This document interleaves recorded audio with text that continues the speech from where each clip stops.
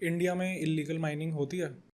जी, illegal mining जो है वो कई जगहों पे आपको देखने को मिल सकता है। मेघालय में रैट होल माइनिंग करके होता है, जिसमें लोग जो है वो कोयले का हाथ से माइन करके या कुछ छोटे मोटे फावड़ों को लेके माइन करके फिर उसके बाद ले जाते हैं। फिर उसके अलावा जहाँ पे भी आपको दिखेगा कि नक्सल एरिया है और ये सब जगहों पे, तो वहाँ पे आपको दिखेगा कि कई तरह के इलीगल माइनिंग ऑपरेशन है जो कहीं ना कहीं फंड भी कर रहे हैं। तो इलीगल माइनिंग और भी बड़ा प्रॉब्लम बन गया है वो सब जगहों में। तो डेफिनेटली एक रेगुलेशन का इन्वायरमेंट चाहिए होगा, ताकि माइनिंग जो अभी फॉर्मल है उसको इंसेंटिव भी देता रहे, और जो इलीगल माइनिंग है उसको जितना हो सके ख़त्म करने की कोशिश की जाए। इनके हैज़ार्ड्स क्या होते हैं इलीगल माइनिंग के? जो मजदूर है उनको तो हज़ार्ड होता ही है। अब अगर मान लीजिए आपने माइनिंग करना शुरू किया जिसमें किसी तरह का, जैसे मीथेन गैस है, जैसे कोयले के खदान में मीथेन गैस का बिल्डअप रहता है। अब वो जो चीज़ है आपको सांस लेने में रुकावट की वजह से कई लोग चक्कर खा के कई लोगों को की मौत भी हो जाती है। उसके अलावा जो आप चीज़ों को हैंडल कर रहे हैं बिना सेफ्टी गियर के, बिना हाथ में ग्लव पहने, सर पे टोपी नहीं है, हार्ड हैट नहीं है, पैरों पे हार्ड बूट्स नहीं है, तो ये सारी चीज़ों की वजह से कई सारे लोग जो हैं घायल होते हैं, उनके एम्पूटेशन होते हैं। और जो इसके वजह से जो पानी और आसपास का वातावरण जिस तरह से और ख़राब होता है, तो उस कारण जो है कई आसपास के लोग जो नहीं भी हैं इलीगल माइनिंग में उनको भी बहुत असर होता है। और डेफिनेटली पूरा का पूरा इलाका जो है वो पीछे हो जाता है। तो इलीगल माइनिंग जो है वो लोगों को लग रहा होगा कि कुछ देर के लिए उनको राहत दे, लेकिन लॉन्ग टर्म में कई कई परेशानियाँ। यार, आपने बताया कि आपके फील्ड विजिट्स भी होते थे और आपने केजीएफ भी विजिट करा है, तो थोड़ा सा केजीएफ के बारे में बताओ। हाँ, कोलार गोल्ड फील्ड जो है वो बहुत इंटरेस्टिंग रहा। वो अभी भारत का सबसे जो गहरा माइन है, आई थिंक 4 से 4.5 किलोमीटर गहरा है वो। एंड अभी पूरी तरह से उसमें माइनिंग जो है रोकी गई है, लेकिन इसलिए क्योंकि अभी उस डेप्थ पे माइन करना जो है वो उतना रिम्यूनरेटिव नहीं, उतना इकोनॉमिक नहीं। लेकिन मैं जब गया था वहाँ पे तो RMML जो अभी मैंने बात किया था उसी के साथ जो है मैं थोड़ा टाई अप करके गया। एंड वहाँ मैंने देखा तो स्कोप अब ये बन रहा है कि जो पुराना माइनिंग था उसका जो वेस्ट है उससे वो लोग कैसे नए एफिशिएंट मेथड से बचा कुचा जो सोना है वो निकाल पाए। तो वो वेस्ट टू वेल्थ फिलॉसफी है जो वो कोशिश कर रहे हैं वहाँ पे करने का। तो सेम थिंग मैंने मलंजखंड में भी देखा, मध्य प्रदेश में है ये। और यहाँ पे ये कॉपर माइन है, इंडिया का सबसे बड़ा कॉपर माइन है।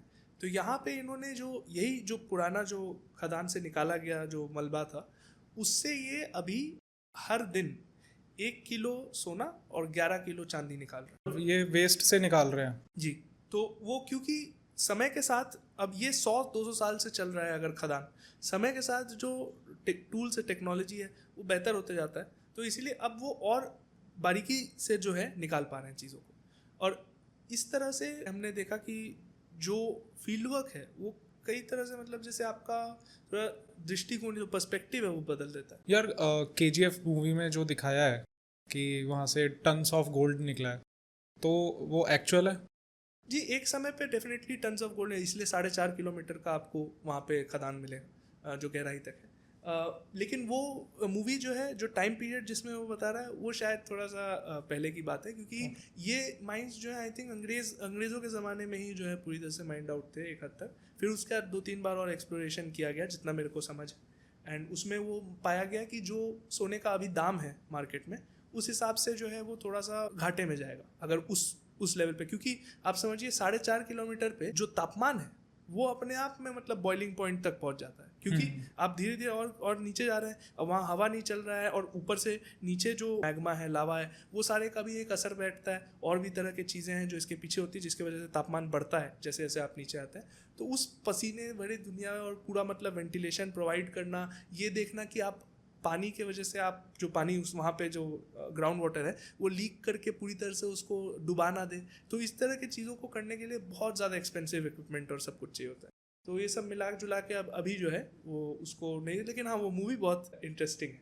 तो हाँ, तो कि एक समय पे ज़रूर वहाँ पे टन टन भर जो है निकलता था सोना। यार, जब आपने केजीएफ विजिट करा था तो कुछ ऐसी चीज़ थी जो आपको इंटरेस्टिंग लगी और हमारे ऑडियंस को जो थोड़ा सा एक्साइटमेंट दे? जी, मेरे को एक चीज़ जो दिखा वहाँ पे, जो मैं अगर खुद नहीं देखता तो विश्वास नहीं होता। वहाँ कुछ पौधे थे, कुछ फूल थे, पीले रंग के फूल थे वो। तो मेरे को बताया गया जियो बॉटनी करके एक हम लोग का ब्रांच है जियोलॉजी में, जिसमें ये होता है कि बॉटनी यानी जो प्लांट्स हैं वो कैसे जियोलॉजिकल सिग्निफिकेंस रखते हैं। तो ये मेरे को बताया गया कि वो फूल जो है वो वहीं उगता है जहाँ पे सोना पाया जाता है। जैसे हम मान लीजिए कि कुछ किलोमीटर या कुछ मीटर 100 मीटर नीचे जो है सोना होगा और वहाँ पे आपको वो फूल मिलेगा उसके ऊपर ग्राउंड लेवल पे। मैंने बोला यार इस फूल को कैसे पता है कि भाई ज़मीन के नीचे 100 मीटर 200 मीटर नीचे सोना है या ये वो। लेकिन मैं वहाँ 2 हफ्ते बिताया, जहाँ जहाँ पे टेलिंग जो मलबा था सोने के खदान का, या जहाँ जहाँ पे सोना जो है एक समय पे उगाया मतलब जैसे निकाला जाता था, वहाँ वहाँ पे वो फूल मिलते थे। और उसके अलावा सब जगह बंजर था, क्योंकि मतलब जैसे थोड़ा कर्नाटक साउथ कर्नाटक थोड़ा सा कम पानी वानी का है।